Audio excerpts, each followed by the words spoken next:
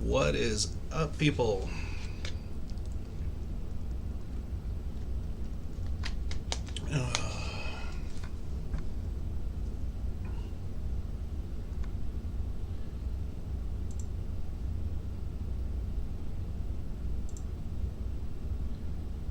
Bear with me here, just getting everything up and running.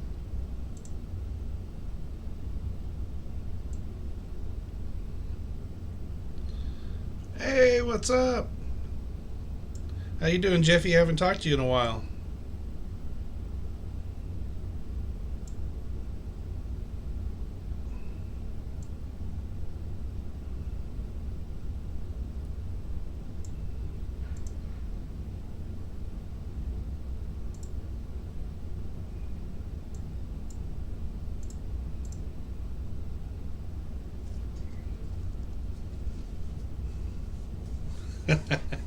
I hear you.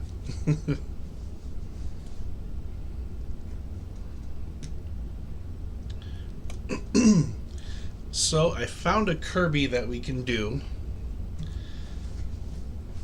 It's kind of in the same vein as the one that you had asked me about before, or you had mentioned anyhow. But I think we can make it work. Answer some of those questions that you had, and talk more about that style that you like.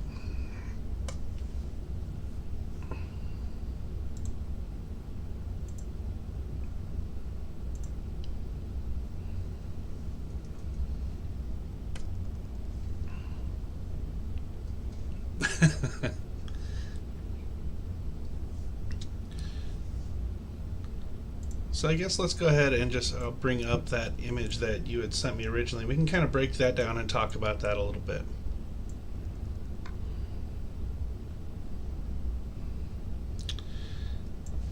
So this is the photo that you sent me originally, saying that this is kind of the art style or vibe that you're kind of trying to work towards. And this is different. It is what you might consider, it's not exactly lineless art, but it's pretty close, since they're going through and placing color holds on all the black lines to make them a darker value than or a darker hue than the internal flatted color. And then really all this artist is doing is going in, and for the most part it looks like they're doing some lasso and gradient work. And we can kind of break that down and talk about really what they're doing there. Does that make sense, or you need me to delve a little more into what that means?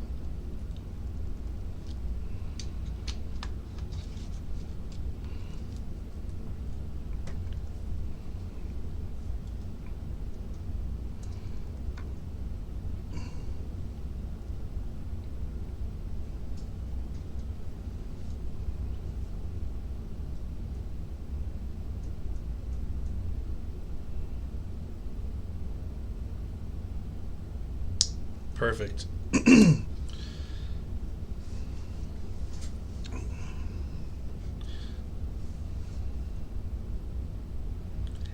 Yeah, absolutely. So let's take a look at color holds.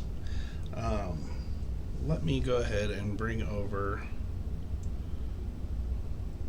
my layers here.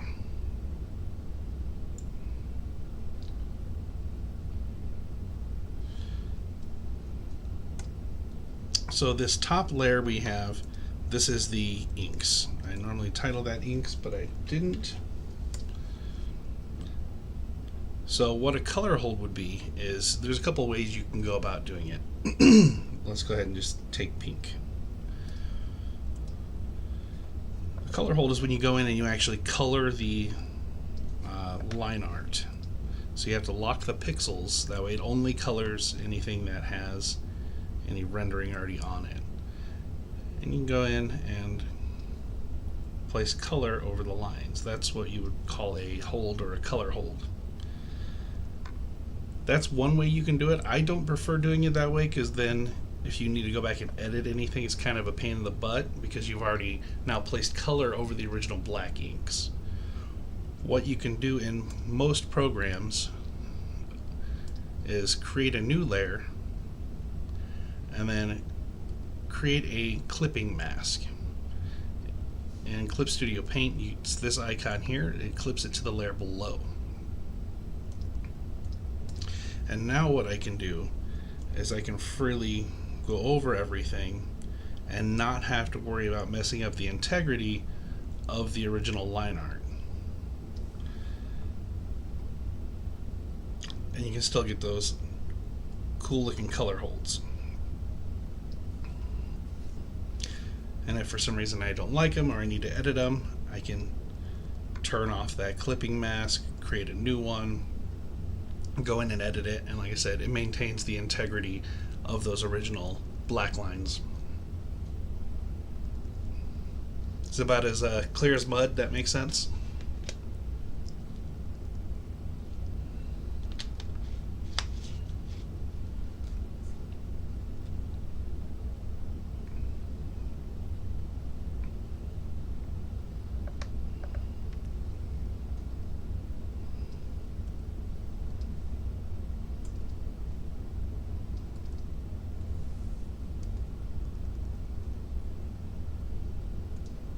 Awesome. So you said you had some questions about layers and brushes. Did you have any specific questions that you'd like to kind of go over a little bit? That light is bright.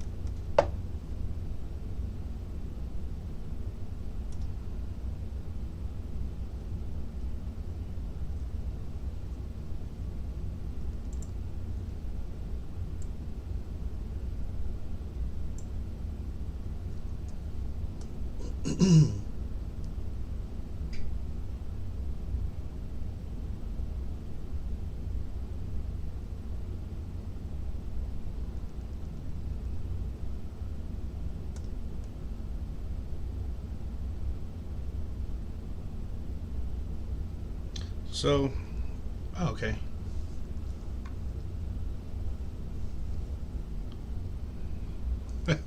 Sure. There could be plenty of layers, depending on how you do it. Let's see. Made sense. Seemed like there was a lot of layers in the picture. Well, it's kind of hard to tell, but I would assume that anything that has any sort of transparency, like these clouds and maybe these hearts and some of the stars, a lot of that stuff is likely going to be on a separate layer. And that's because you can control the opacity of anything on that layer to get that transparency effect. That's going to be the easiest way to do that. Realistically, this could be done in only just a couple of layers.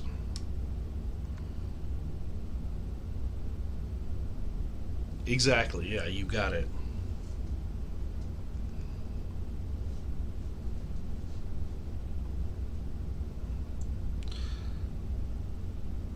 So let's kind of take the image we have here and let's try and kind of replicate what we have going on in that reference art, and we'll see where we land.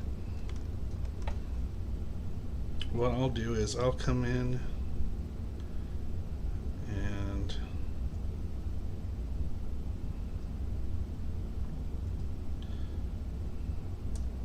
I already flatted this earlier, and I'll move my layers over onto the screen, that way you can see how many layers we're working with.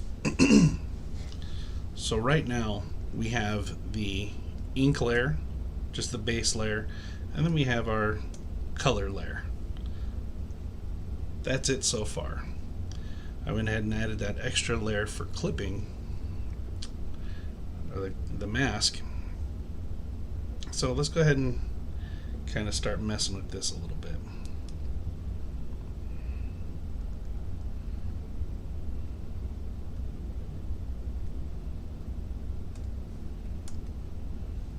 There we go, that's more what we had going on. So right now, very minimal amount of layers. We'll work on that clip layer here.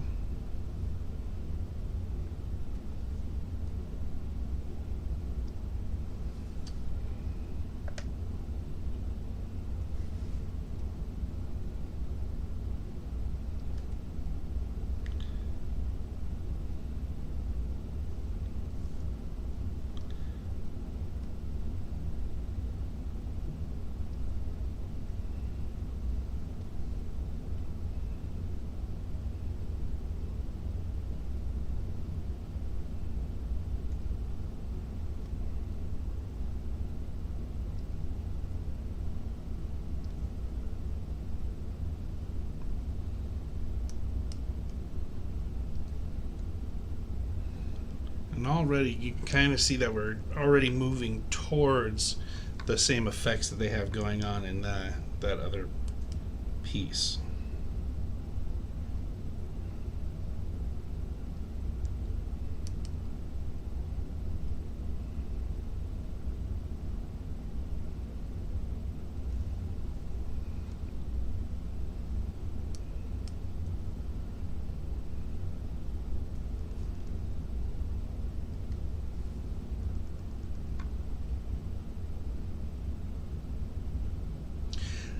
No, from the time that the chat comes through on my end, I get it instantly, but then whenever I speak or anything like that, there's a delay, but we'll work through it.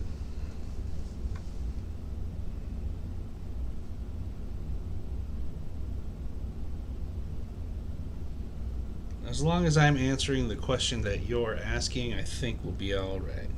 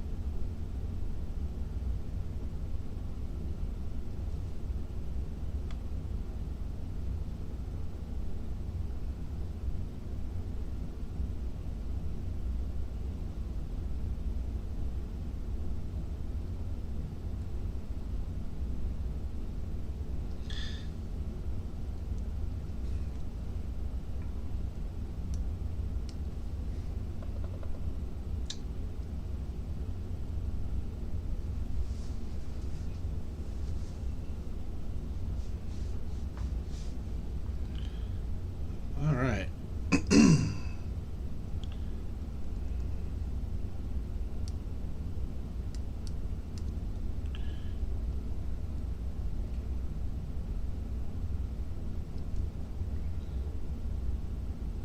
So that effect that we're doing here by just doing color holds over all of the ink work, as you can see, is pretty simple to achieve. It's just a matter of putting that clipping mask over that ink layer, or that mask over the ink layer and clipping it to it.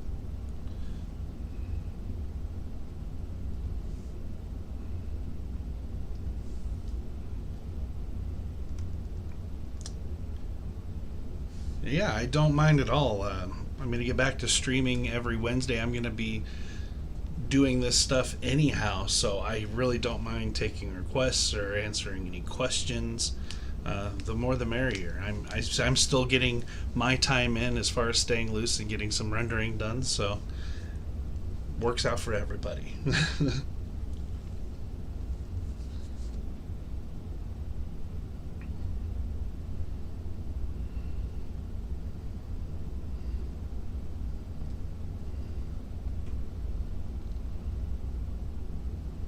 And it's nice to come in and do, more cartoony style. I haven't really done much of that.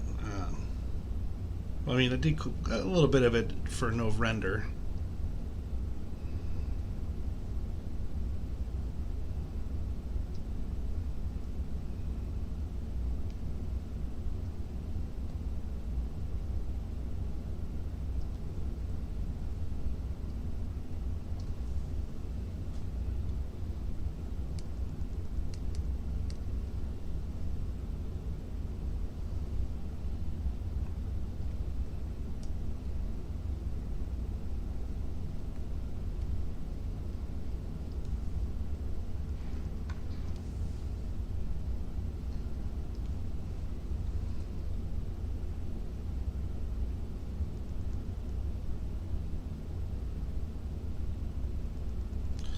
I think for the sake of it, normally I would never, if I was commissioned or anything, I wouldn't go in and mess up somebody's line art.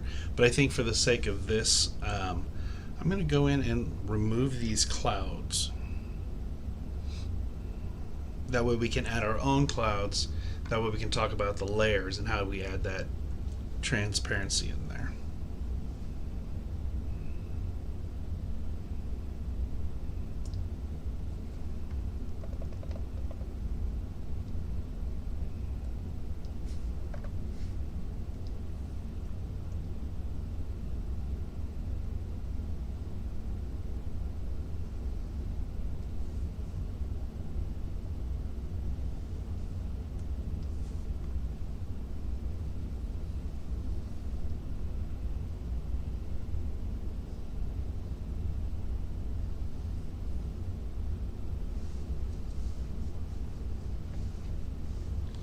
I thought no render was great. I was hoping for a little bit of more of a turnout, but it wasn't bad at all. Definitely going to continue doing it. I think consistency, the more consistent I am, and if I continue to do it every year, more people will catch on and want to continue to do it. I overall thought it was great.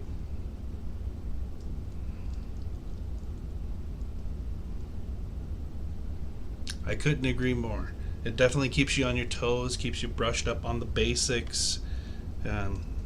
Nothing wrong with any of that.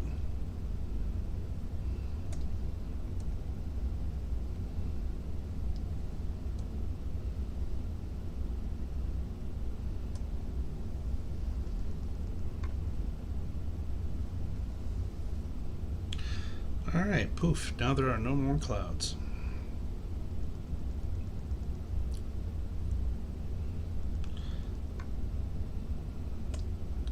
So, what we're going to go ahead and do next then is we're going to go ahead and draw in our own clouds, just some real simple clouds. And what I'm going to do is I'm going to create a new layer, and I'm going to do that above the color layer.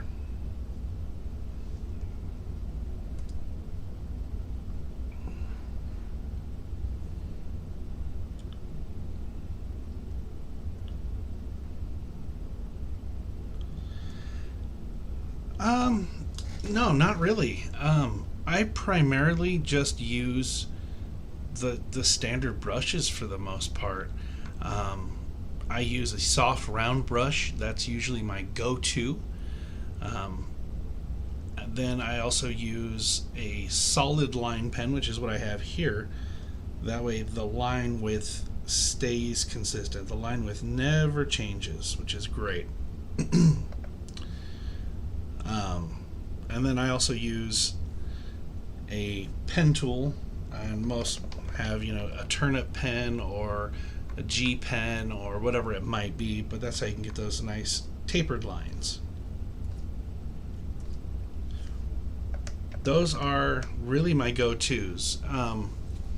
Anything beyond that is something I'm going to use for either effects or textures, and a lot of that stuff just comes down to just grabbing free packs that are out there. There's tons of free packs, and then just importing all of them playing with them. Get rid of the ones that you don't think you're going to use that often, and just keeping the ones that you do. But I can't recommend enough, those 3 pens: a solid line pen, a soft round brush, and some sort of turnip pen or tapered pen like this. And then the airbrush tool, sparingly.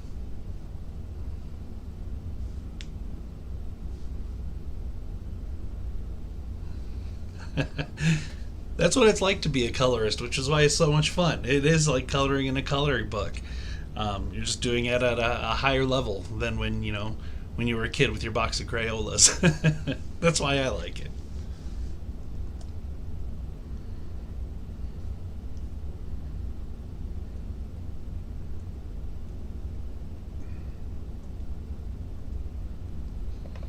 Alright, so we're going to just put in some super simple clouds here.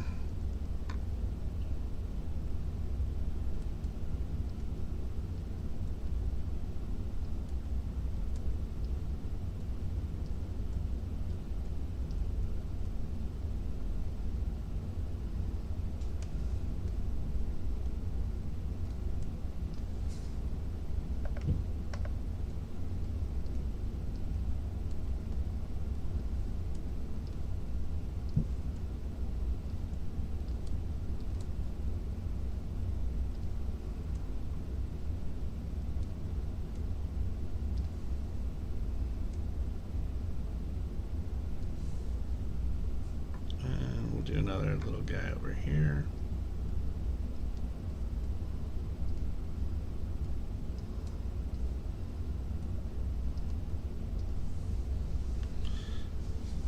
All right.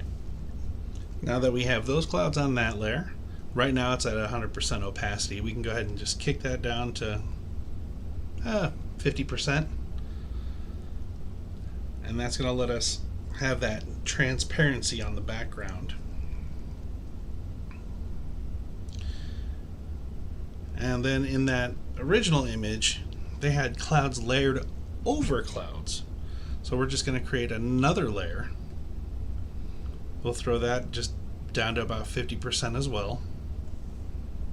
They're at about 45, but whatever. Then we can go in and do the same thing. And when they overlay, you'll be able to see that overlap, which is pretty cool.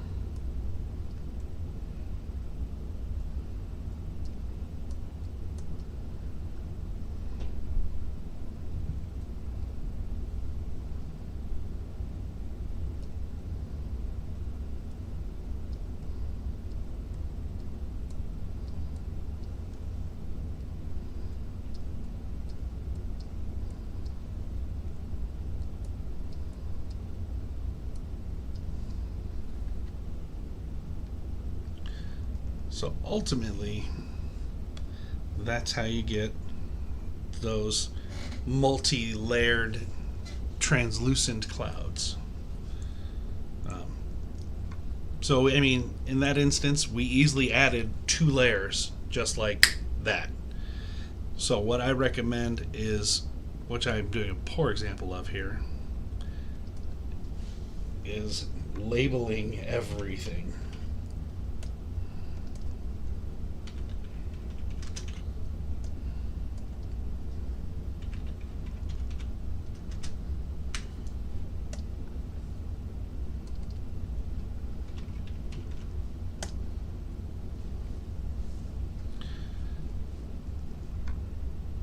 I believe in that other one, those clouds were actually white. We'll go in and make those white.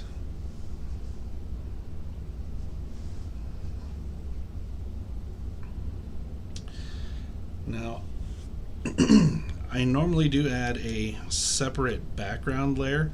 Now the background here is all purple. I personally never really work like that. I usually have a background layer. That's usually where I start.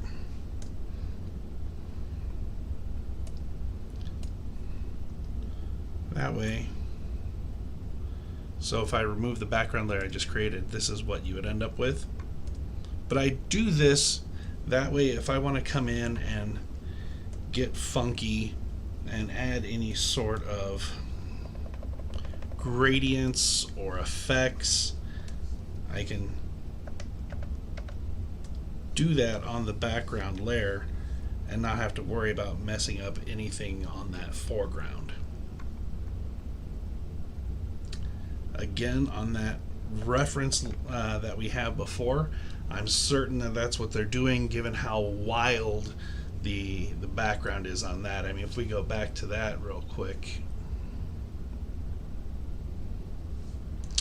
the background layer is at the very bottom. It's below the flats layer or the colored layer.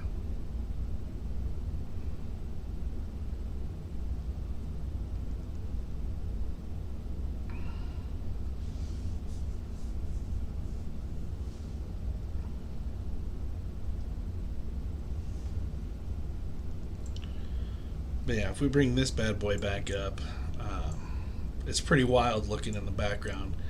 Tons of different colors and gradients going on. They likely just threw together some cool looking gradients or did some cool airbrush blending. But it's easier if you keep that on its own separate layer so you don't have to worry about messing up the foreground layer at all.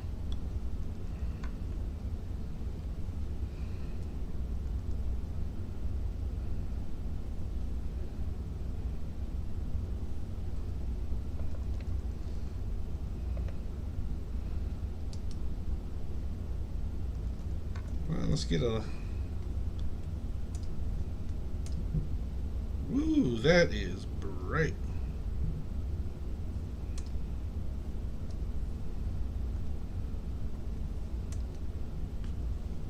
I did the Goku coloring piece based off the information. Yeah, no, I think it turned out great. That was awesome.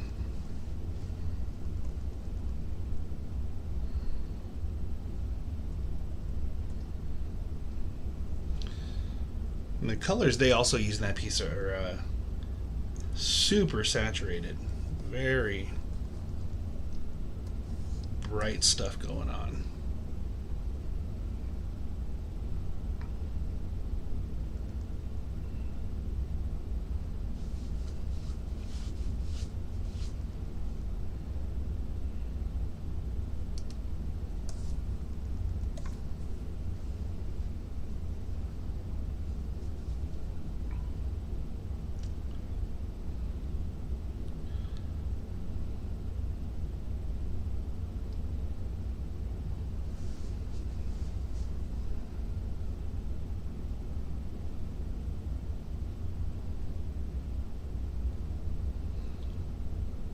Alright, so what do we have next? So it looks like they have quite a bit of different glow effects. So if we look back at this reference again, everything here has some sort of glowing outline. I don't think they used what's known as a glow layer. I think they did probably some sort of hard light layer. I only say that because if we look here at this purple, that's a deep purple. It's not really glowing, but it's there as a airbrushed outline.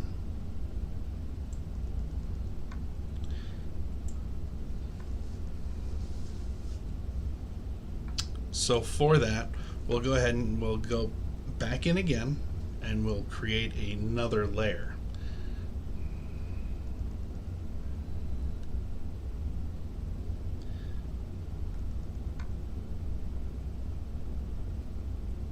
This layer we're going to put right in between the background and the colors.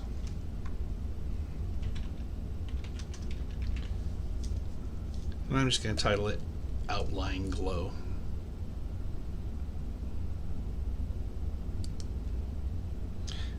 And the reason we're putting it right there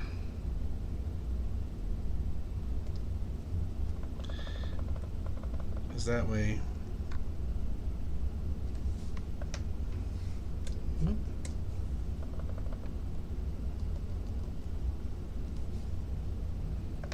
I don't like that. That way when we lay those colors down, again, we're not going over anything that's existing, we're just throwing everything behind it.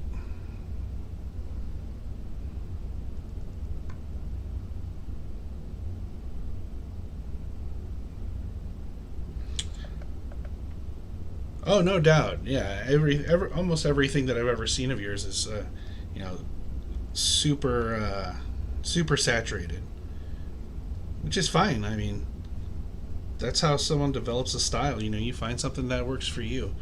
It's good to understand the rules before you break the rules, but sometimes, you know, people just kind of land into what they like, and there's nothing wrong with any of that. It's art. It's art, baby.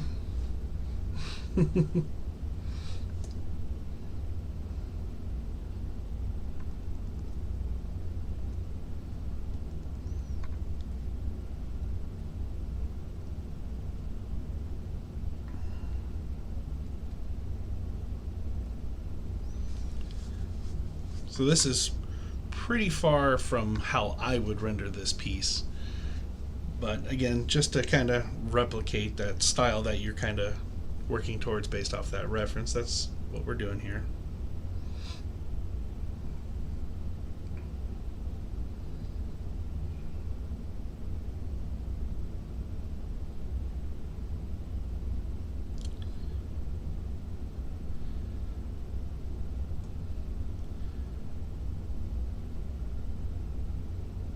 Then we're going to go ahead and add another glow layer because there's some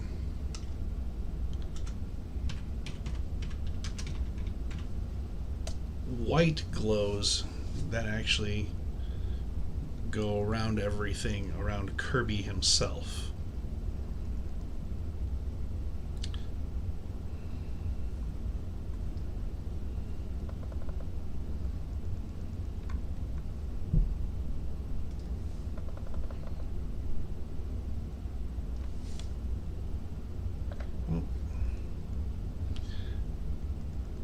Oh, I see. There's a couple of pieces here.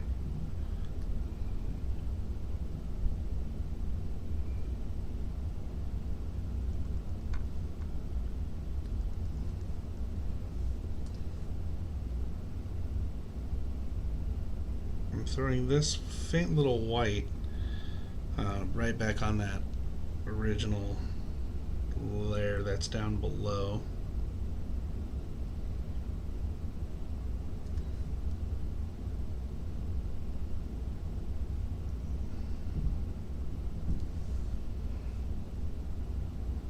And there's plenty of other ways to do this as well.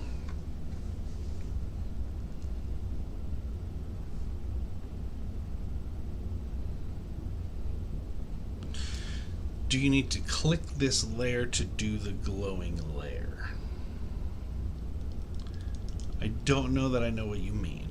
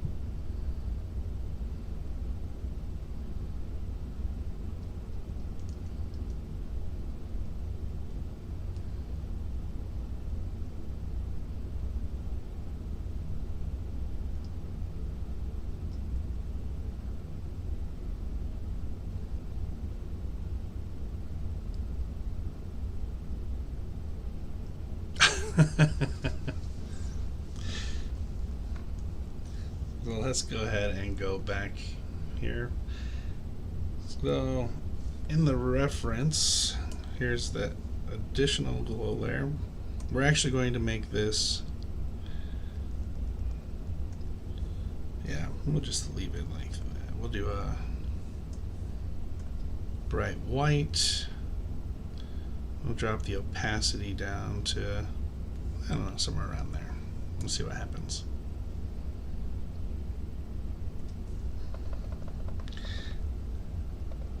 Now, typically when you see these shiny bits, that's what you call specular highlights. That's when the light is bouncing off of an object and then bouncing into your eye. That's going to be one of the brightest parts. That's why it looks bright and shiny. The shinier something is, the more highlights it's going to have. That's a whole nother thing. Specular lighting and how light bounces off of objects or diffuses or reflects or refracts. That's a whole mess of a topic for another time. But I just wanted to point out that they're going pretty buck wild on the specular highlights here. It makes him feel like he's more of like a balloon than anything. But we'll move on with what they have here, using this again as reference.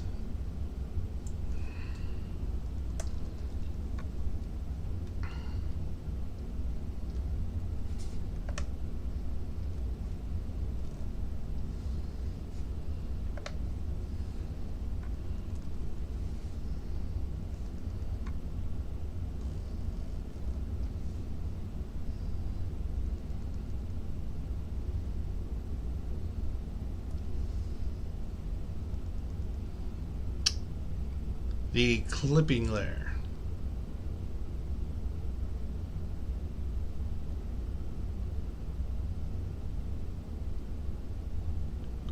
Oh, is that what you mean about when you were asking before? Do you need to click this layer to do the glowing layer? In that instance, no. The clipping layer that I have up there, the clipping mask, is only for the color holds.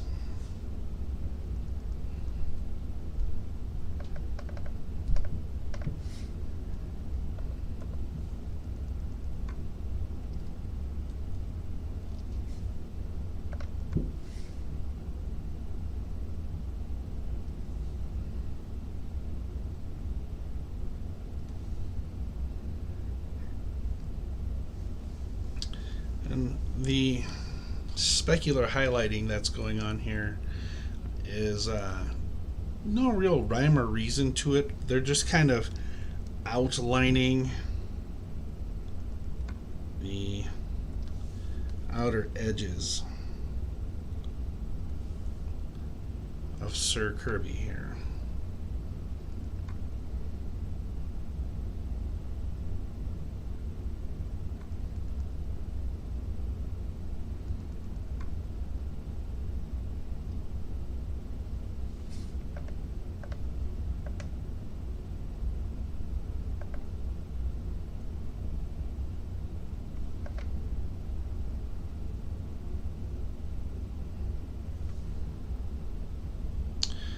See how it kind of gives him that like balloon vibe. He looks very, very shiny now.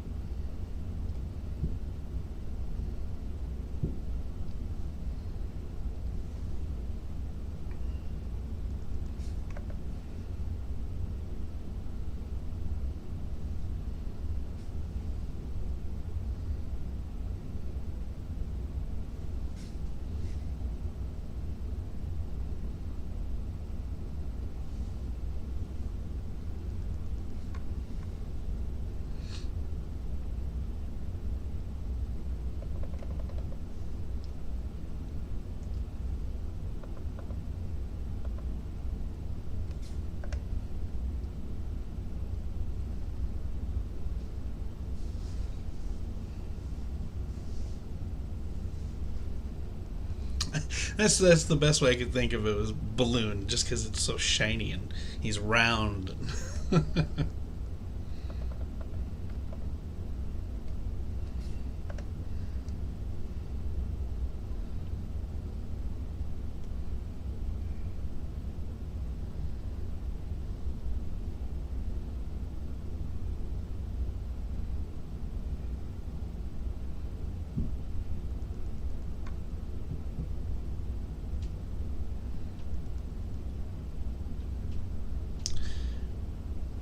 Yeah. What I'm using here for the highlights, or the specular highlights. Let's see. Do you make each of these layers a clipping layer? No. No. Only the color holds layer is a clipping layer. In this program, you can tell if it's clipped to another layer because it has this red line next to it. But that's the only one. Each of these are just their own separate layers.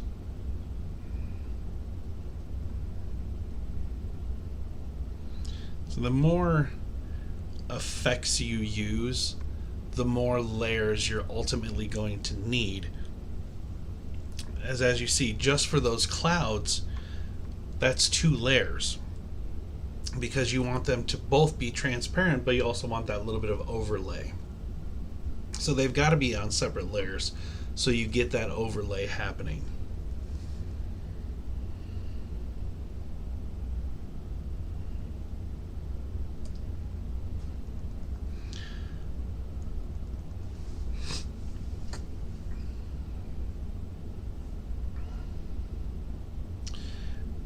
And then it looks like there is some glow going on all of the stars and moon and all of that fun stuff. We don't want that.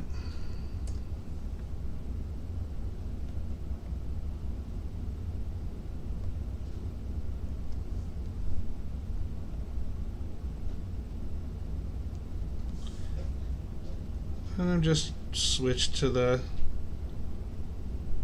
airbrush tool here, just so it's a little softer.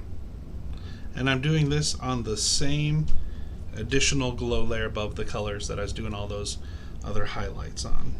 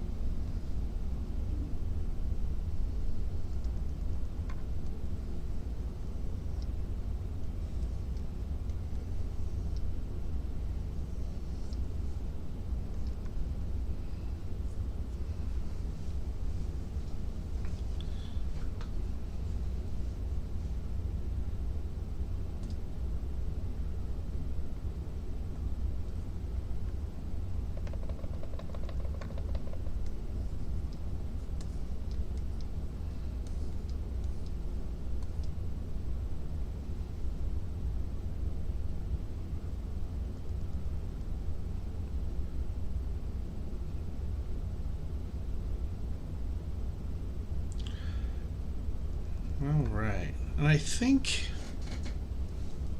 we pretty much achieved a loose, nope, not perfect by any means, but a loose replication of that style here. Let's go ahead and throw them side by side that you can kind of see what we have going on.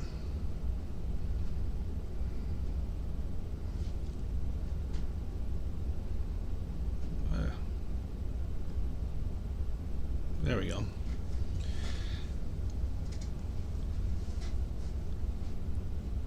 So I'd say that's pretty much in the same vein.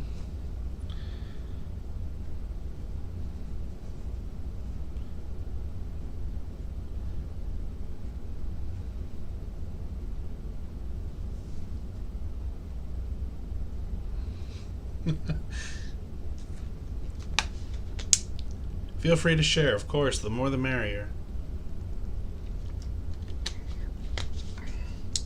Oh, one thing that we didn't do is I talked about the style that looked like they were doing, aside from being not quite lineless, but colored line art, is they appear to use a little bit of a gradient, like lassoing gradient. And they don't, interestingly enough, use it on Kirby himself, which I would, because he's round and you want to show that dimensionality. But instead they use it just to drop a little bit of shadow in underneath Kirby's butt, and then a little bit on the front facing part of that star to give that star a little bit of dimensionality. And we'll go ahead and do that now too.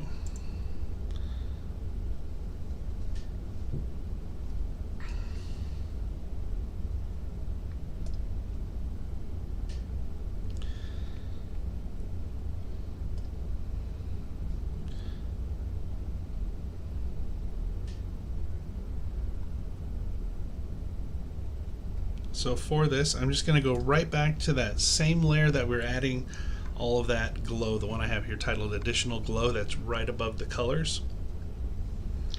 We're just going to pick a nice medium gray here for the color. We're going to come in with our lasso tool.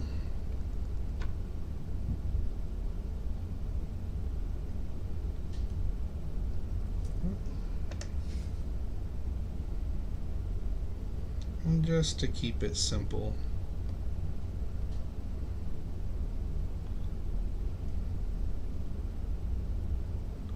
we'll just do something like that. And we'll just come in with the airbrush. Now when you're doing a lasso and gradient like this, you want to keep the brush really big. You see how big that brush is? And then you just let it barely touch in, only getting real dark where the shadow meets the object. That way you get that nice soft kind of gradient.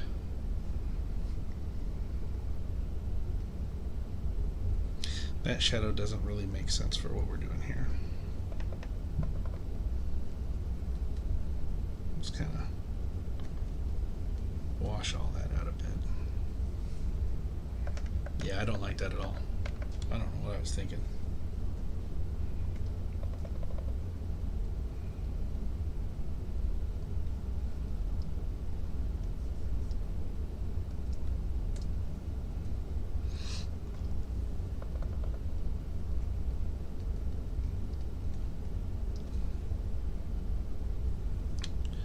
And we'll come in and do that same thing on this star here.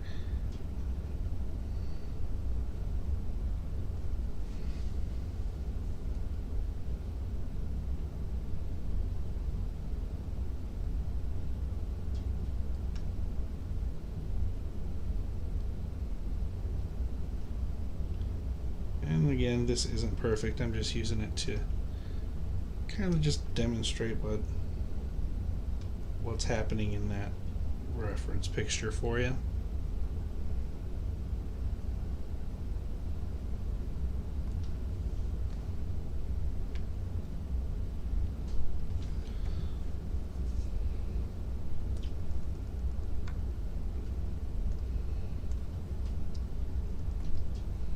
Come in and we'll just barely just touch it here with some of that gray again.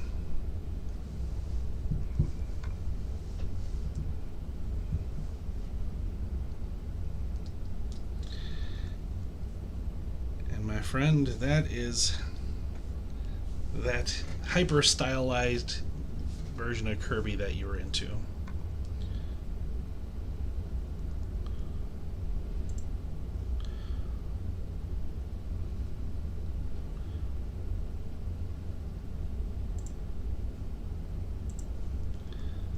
I will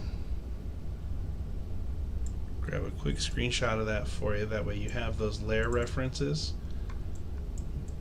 That way, should you want just a quick little reference just to try and help keep focused a little bit when you're doing your next piece, I don't mind sending that over to you.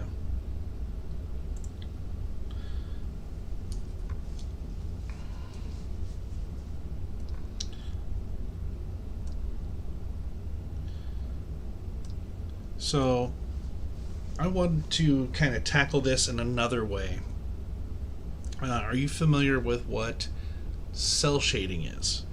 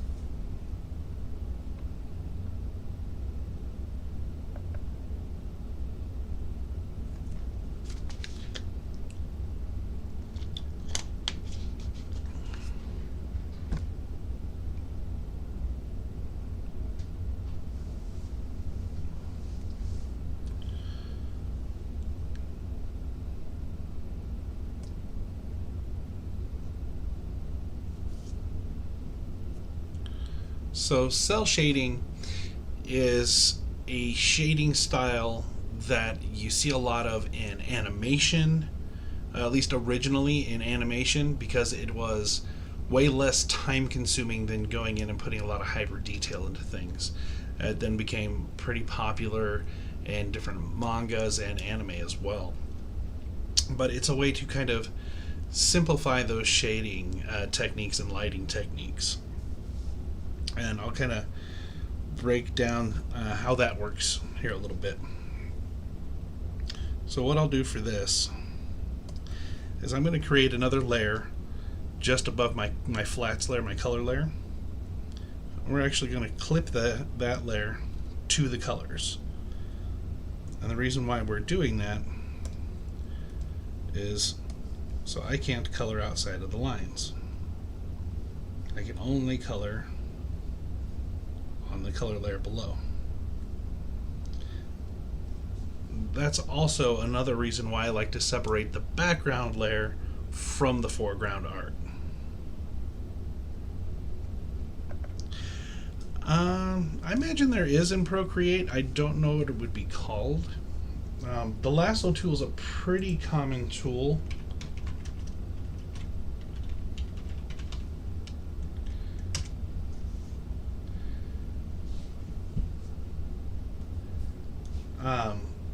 Yeah, it looks like there is one. It might be called the selection tool or freehand selection tool. But that's typically what it is.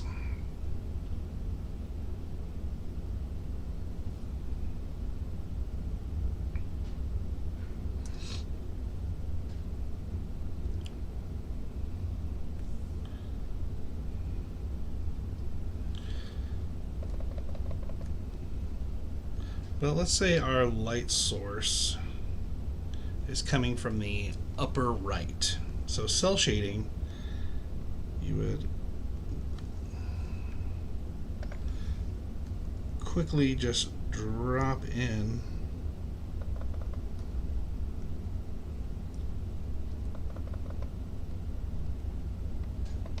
some shadows, of course opposite the light source.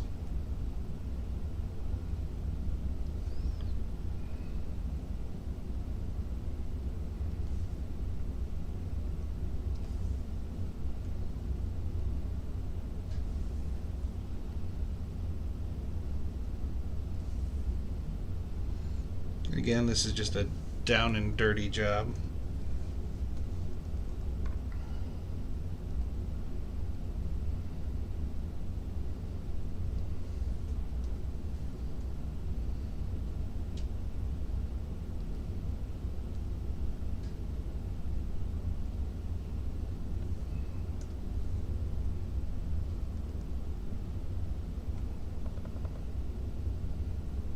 Cool.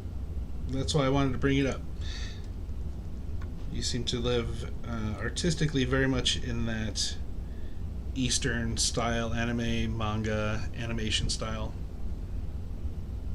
And this is a big part of that. And this probably isn't the best example, but it should get the point across.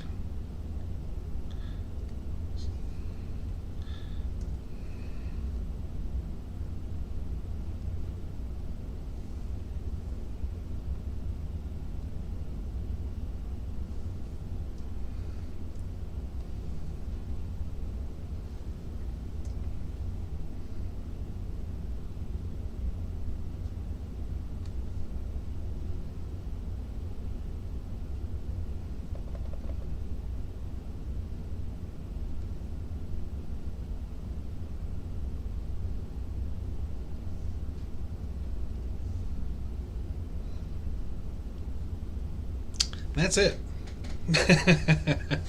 That is a single pass, shadows only cell shading technique. You don't have to go in and add highlights if you don't want to. You don't have to go in and add a second layer of shadows if you don't want to. This is perfectly acceptable. Personally, I think you should, if you're going to bother putting shadows in, you might as well put some highlights in. So we'll go ahead and drop some highlights in here. Since our boy Kirby's a round boy.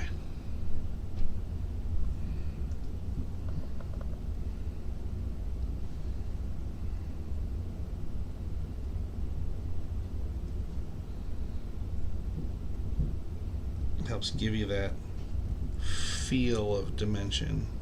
At least a little bit.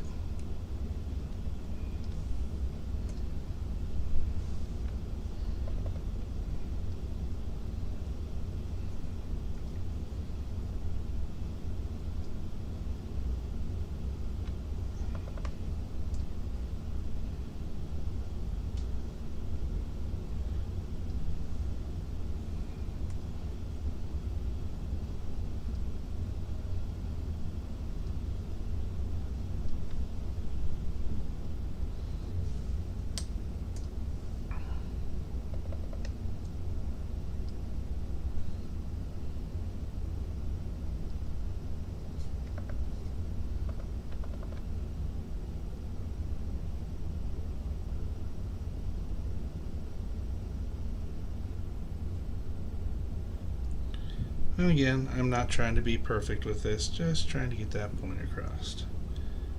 And how cell shading is really only as complicated as you want to make it.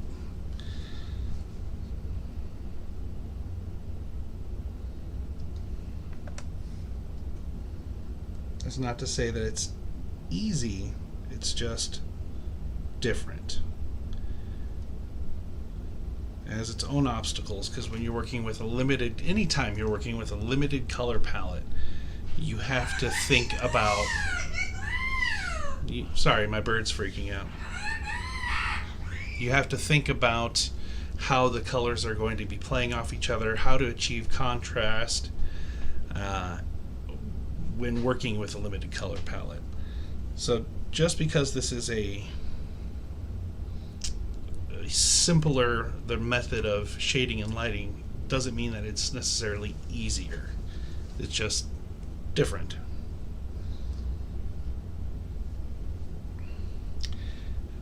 And this, barring the clouds,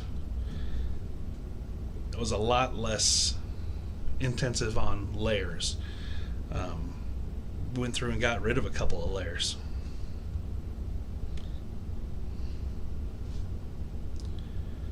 typically in cell shading styles, animation styles, cartoon styles, you wouldn't see these clouds being so transparent. Again, because to animate transparency and stuff is way more time consuming. Those clouds would typically be all blocked in.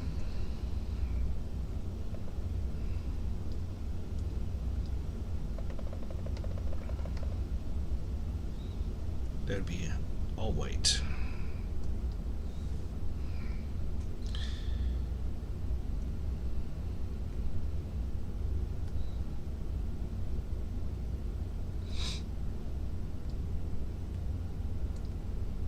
And if they're going to be all white, we might as well just put them all on the same layer.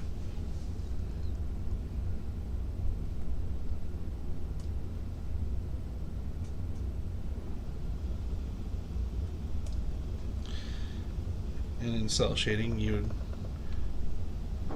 same stuff applies. You wanna note where the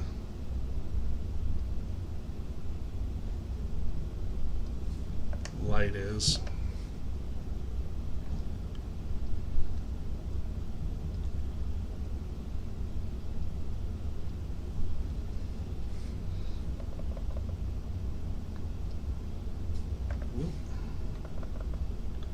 And just kind of pop in some shadows opposite of that light.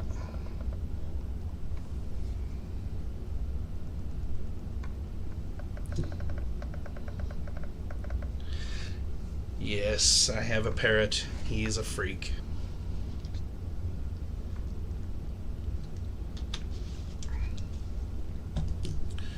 But that's going to be your cell shading style in a nutshell. You can, with cell shading, like I mentioned before, you can do a single layer cell shading where it's just shadow, or you can do what I would call the minimum amount for cell shading is adding that highlight layer as well. But there, again, with cell shading, again, there's really no rules. You can add multiple layers of shadows or multiple layers of light if you want.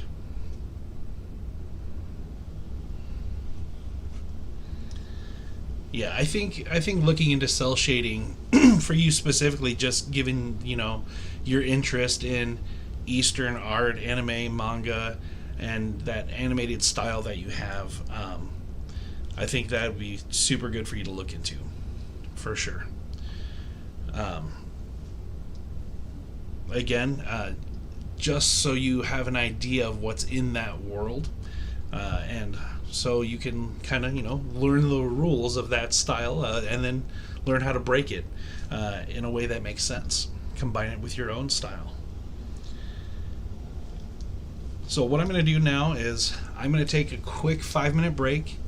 I'm going to come back, and then I'm going to render this in my style and how I would approach it, just coming in and just doing it for myself. We'll see how that turns out. We'll talk about what I'm doing and why I'm doing it, what tools I'm using. We'll get more on talking about those brushes that I like to use and why. And so we can have that conversation here in a few minutes. I will be right back.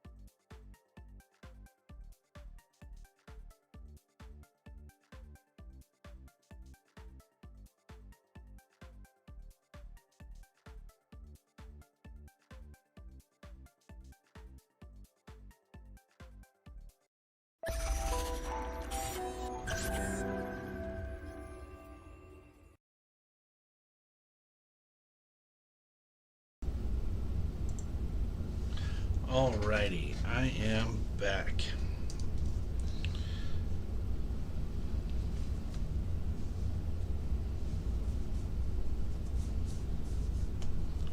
Can you hear me? Are we going? Did I freeze? Did I break?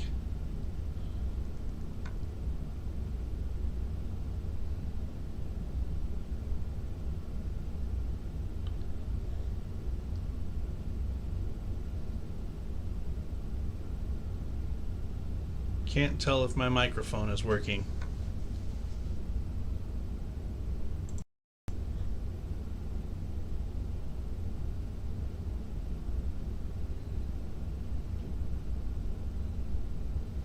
Okay, cool. For some reason it's not registering on my end. Appreciate it.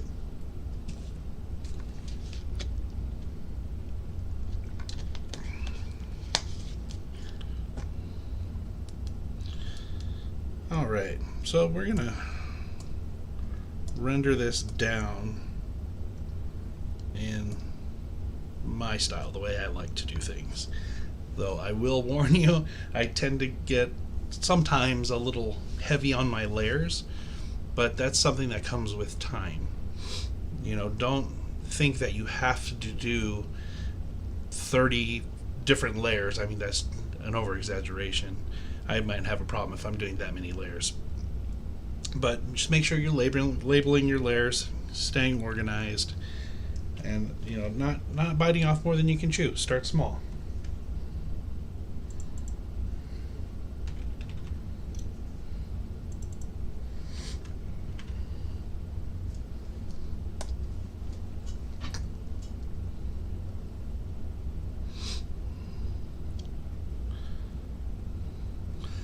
So the first thing I typically think of when I'm coming into a piece is, where is my light source?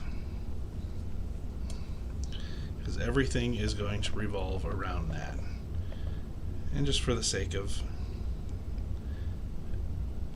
it, we're going to say the light source is here, coming down, you know, this way.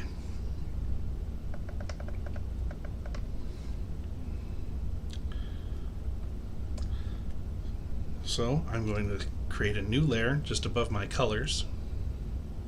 We're going to clip that layer to that color layer. We're going to drop that opacity down to about 50% or so.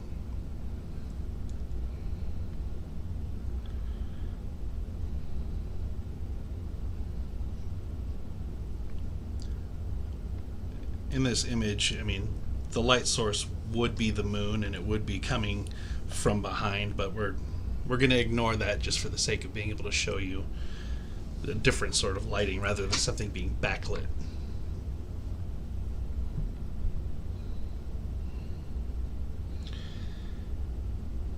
And let's say it's being lit by something yellow, since we have some of that going on. I'm going to change my layer to what's called a hard light layer. And what this layer does is it blends your light or your color layer that you're on with the color layer below. So you don't have to think about, well, if I mix blue and yellow, it'll make green, because if Kirby was blue and I had a yellow light, it would automatically turn that green, which is fantastic. And it only automatically makes it brighter in hue. Now with hard light, if you, let me bring my color picker over and I'll show you.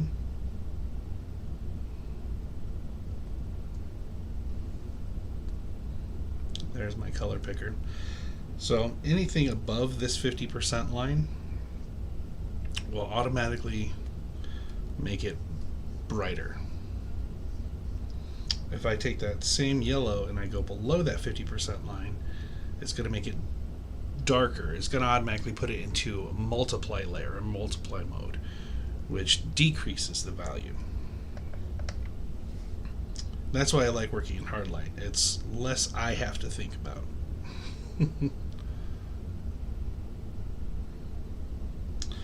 So we're going to go in and select that light color.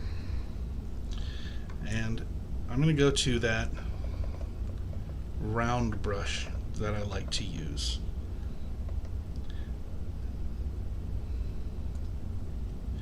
And I'm going to select Kirby's arm. And again, like I said with the round brush, make it way bigger than you need. There you get those nice gradients. We'll go a little bit brighter.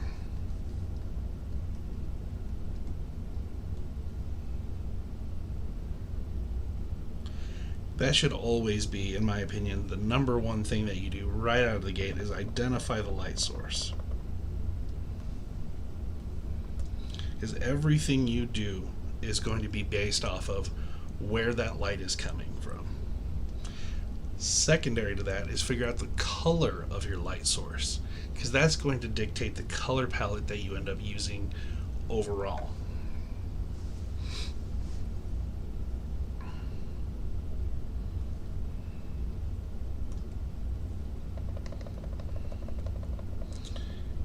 And with Kirby being a round boy, we'll come in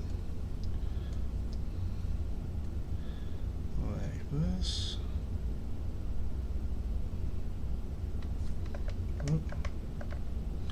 His cheeks should be included.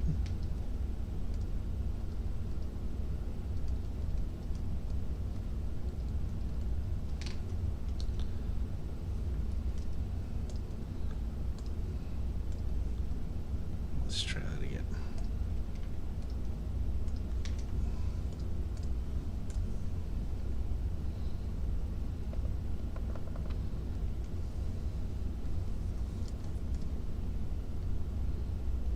And the brightest spots are going to be right up here because that's where that light is coming from.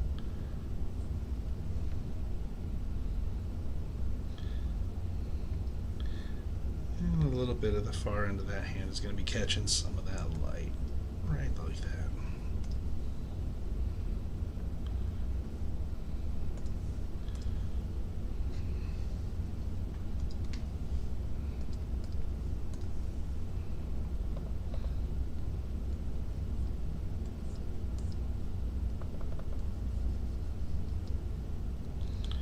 And then we might catch a little bit of it, just a little peek.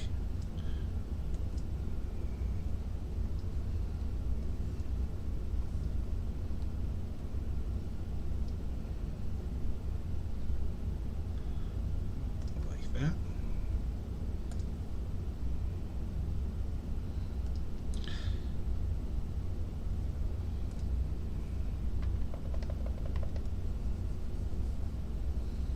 You're not going to see any of that on that star. I don't know why I bothered doing that.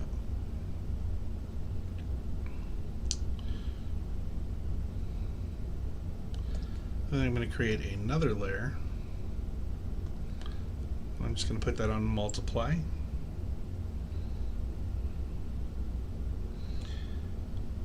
We're going to pick a shadow color. Given that the sky around him is purple, the shadows are going to be a reflection of the environment that the character is in. So we're going to go ahead and select a purple.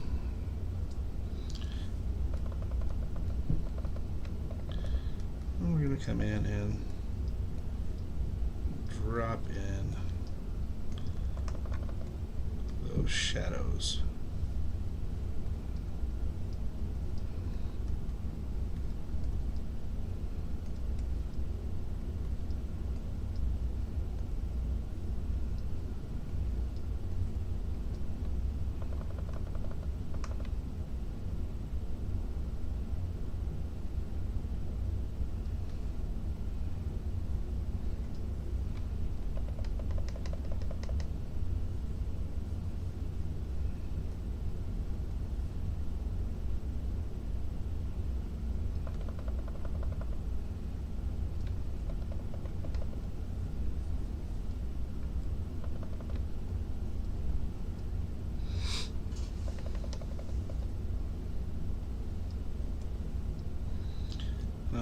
doing is I switched to transparency on that same brush.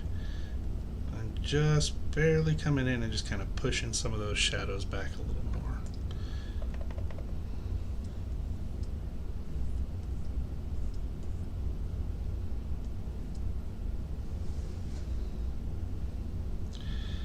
As you can see in the shadows here, it's starting to look a little bit chunky. So what I'm going to do is I'm going to come up here and grab my blending brush. Sometimes it's a blending tool, sometimes it's a smudge tool. But you can kind of come in and just even some of that out. Just fade those strokes away to give it a smoother look.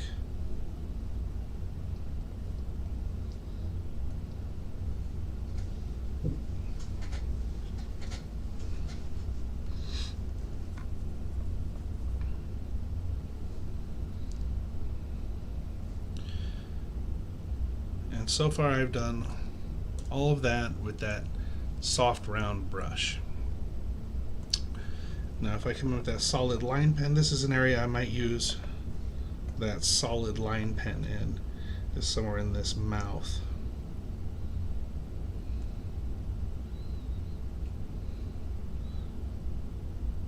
Because we would have a nice hard shadow coming from the top of his mouth. It wouldn't really be a gradient since it's not cylindrical or round in any way.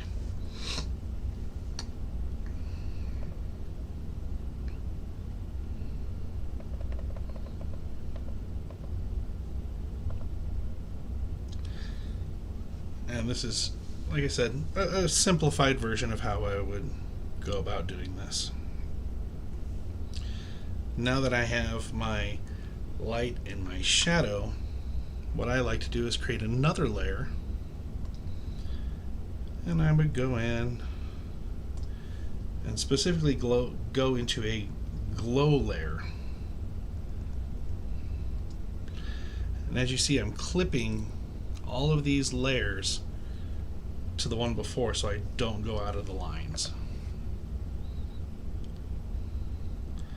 But with the airbrush tool and on that glow layer, keeping that same yellow,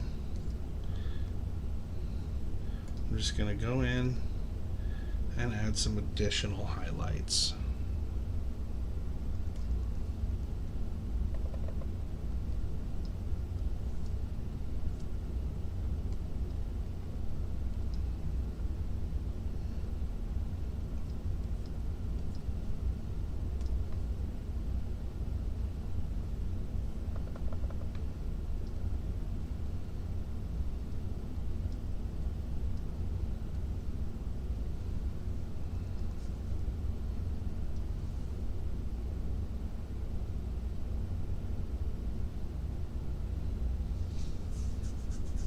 Cool, I'm glad you like it. I thought it might be a fun way to kind of approach this.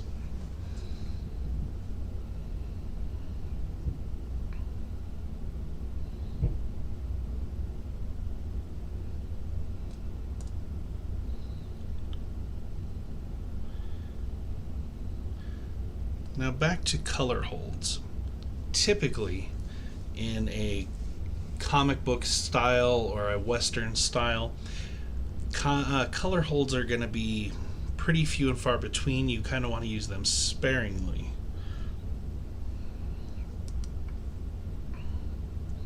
But a good place that you might throw in some color holds would be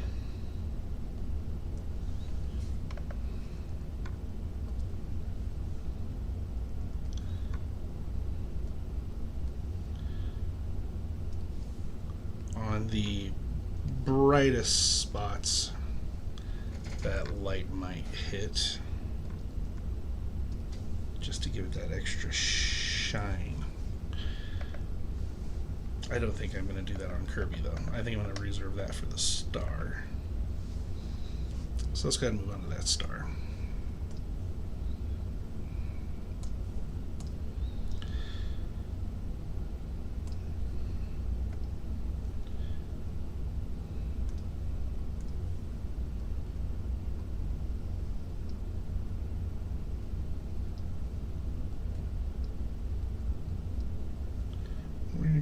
and do the same kind of style that they had going on, adding a little bit of dimension here to this star.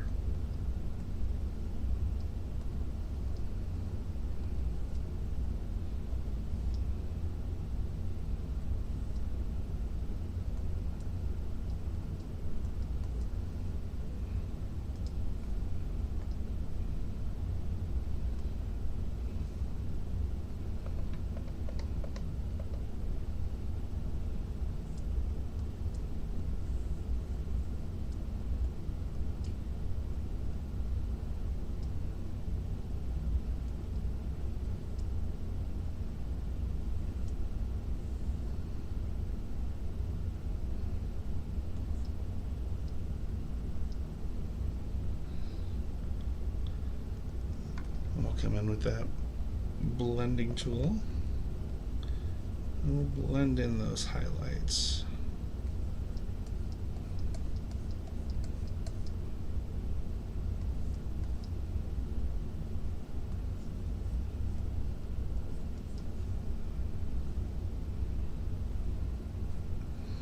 We'll go in and take some of them away because those shouldn't be there right at the feet.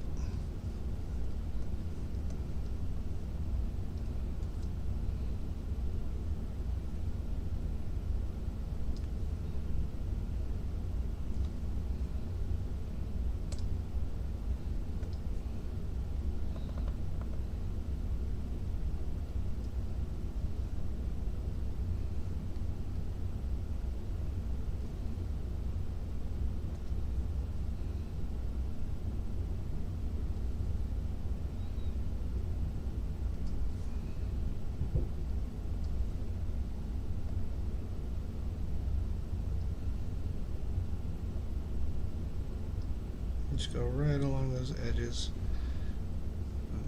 Make those bright just to make it pop just that little bit more.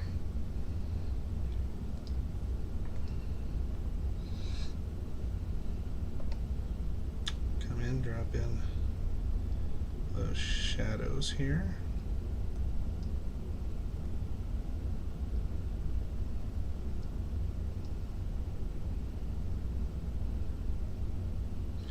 He would be casting a pretty big shadow down over this way, I'd imagine.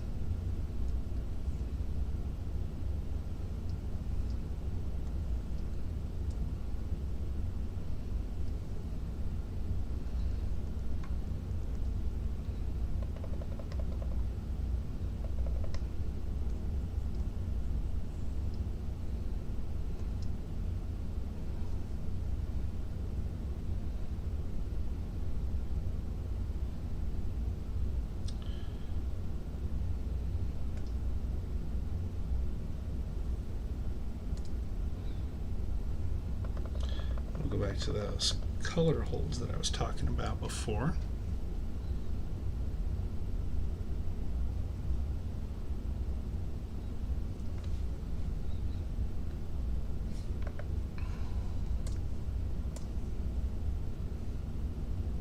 I'll hit up just the bits of the star here that are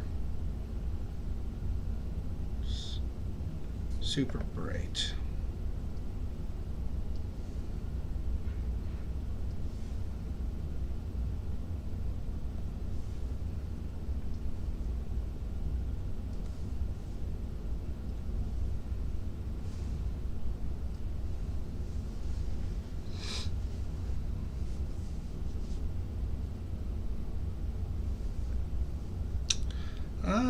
Yeah, I can. Though the cell shading one, I don't think I saved it. I think I just scrapped it. So sorry about that. But I can go into this video and pull some stills out, so. And then since that star has a glow to it, we'll go ahead and create another glow layer here.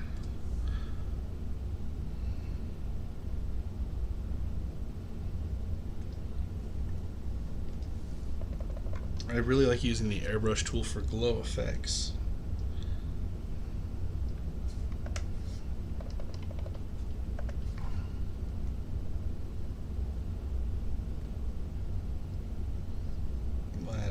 of glow to the bottom of it. But since it's glowing, meaning that light's radiating out, we're also going to go in and add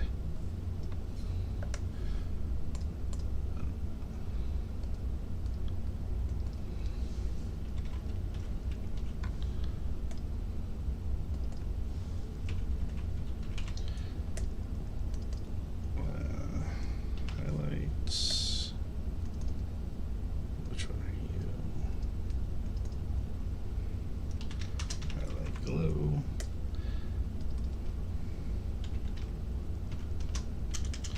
They're talking about the importance of labeling your layers, and I haven't been doing that at all. I've been busy talking.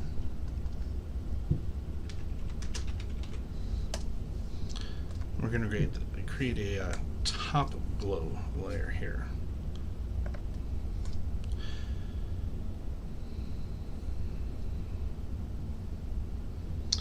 And this is going to go over the inks just to kind of soften them just a little bit to make it feel like it's glowing a little more.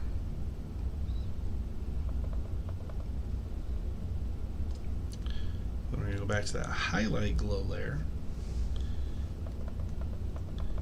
We're actually going to drop in, or that hard light glow layer rather.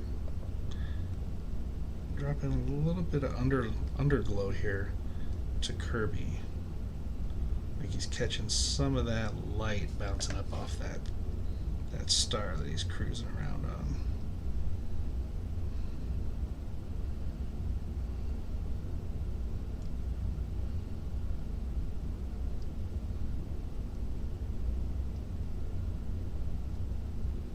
And that's what you call bounce light.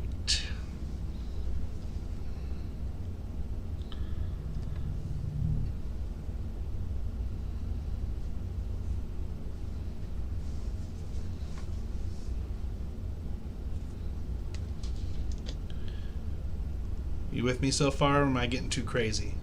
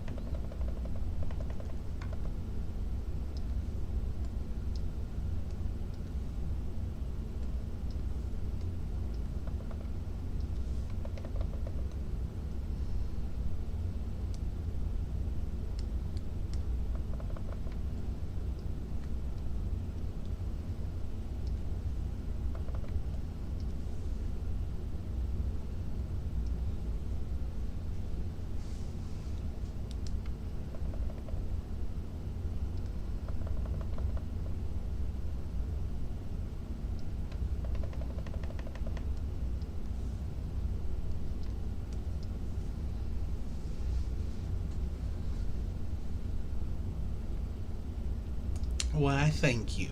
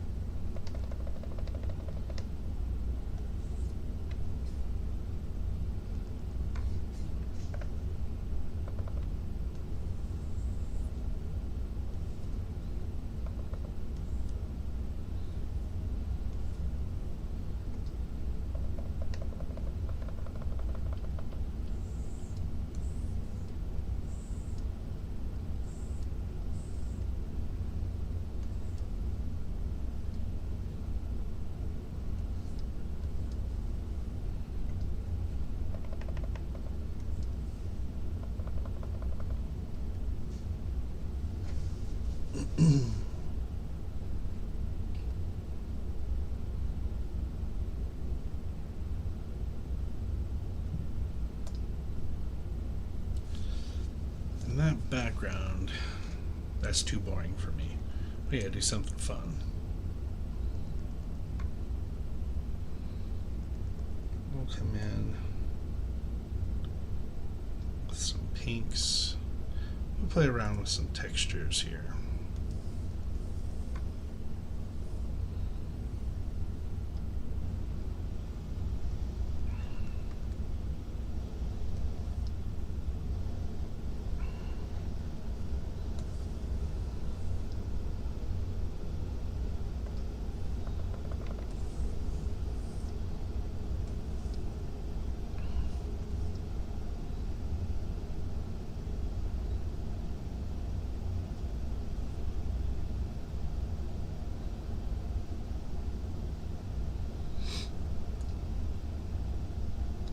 Oh, I completely forgot about the clouds. Let's do a little something with the clouds. I don't think I'm going to do much to them. We'll just add a little bit of light bouncing off of them, that kind of thing.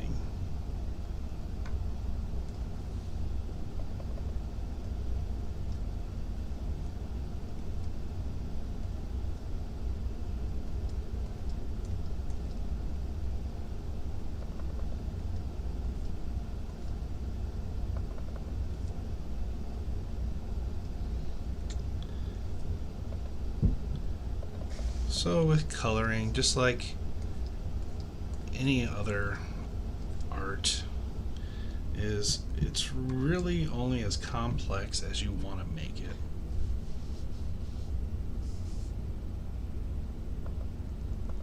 Oh, thank you. I appreciate that. That's what I aspire to be.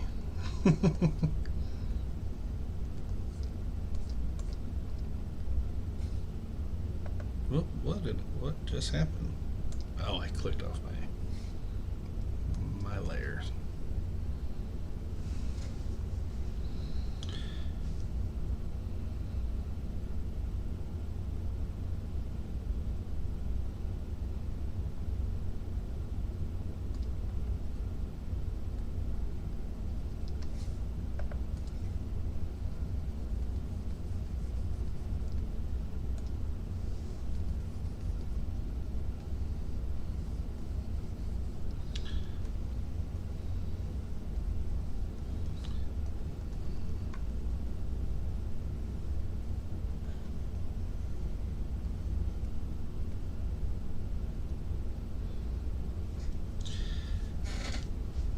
I'm not 100% satisfied, but I could mess around with this for 6 or 8 hours, I'm sure.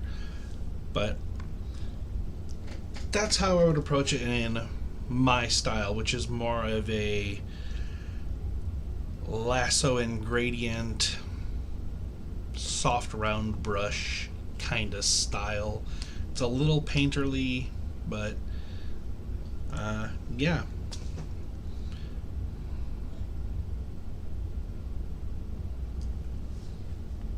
Like I said, I could spend a lot of time on this.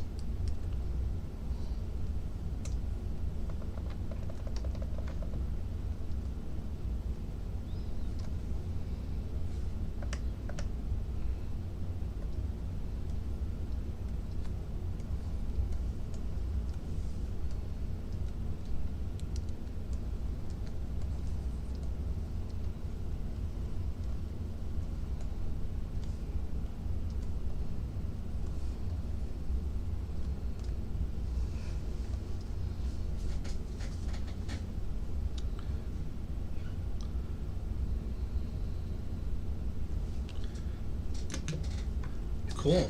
Well, you have any more questions? Anyone have any questions, comments, anything they'd like to see, want me to go over, talk about? About 15 minutes till I'd normally wrap up.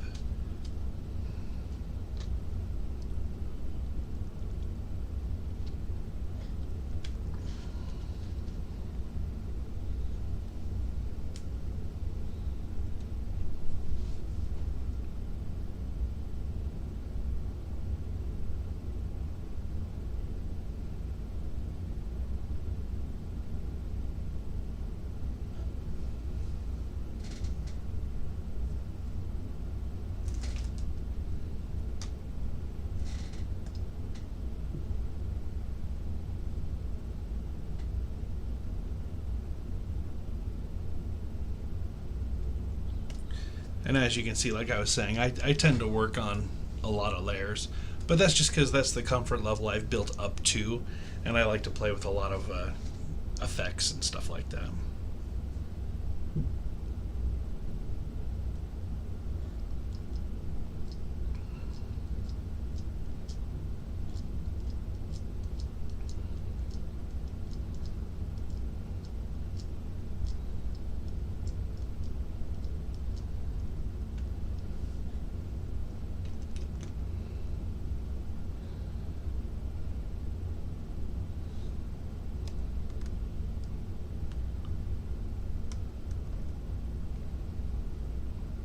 Cool. Well, nobody has any questions or wants to go over anything else, we're going to go ahead and call it there.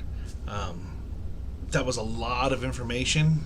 Went over 3 different styles, and hopefully I layered them in a way that kind of made sense as I was moving from one style to the next. As always, we'll do this again next Wednesday. If you have any questions or comments, or you'd want me to go over a certain topic that we can have a conversation about it, or go over a different style, or whatever you want, hit me up, let me know, and we'll see you next time. Take care.